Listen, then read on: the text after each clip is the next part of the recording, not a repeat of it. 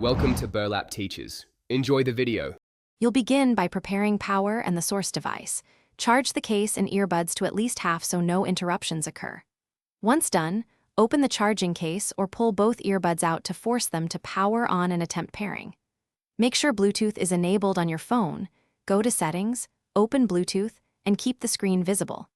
If the earbuds don't auto-enter pairing, press and hold the touch sensors for about 3-5 seconds to trigger pairing mode.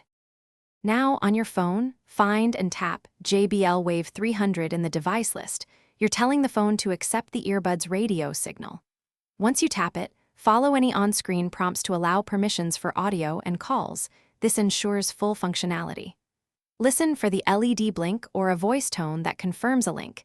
If necessary, keep the earbuds close to the phone to avoid interference.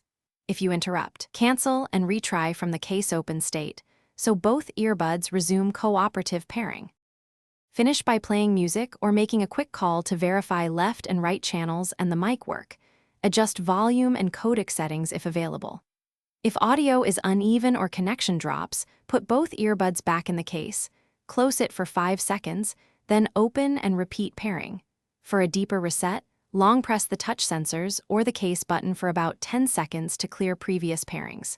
If problems persist, unpair from other devices and try pairing again. Interference from multiple memories is often the culprit.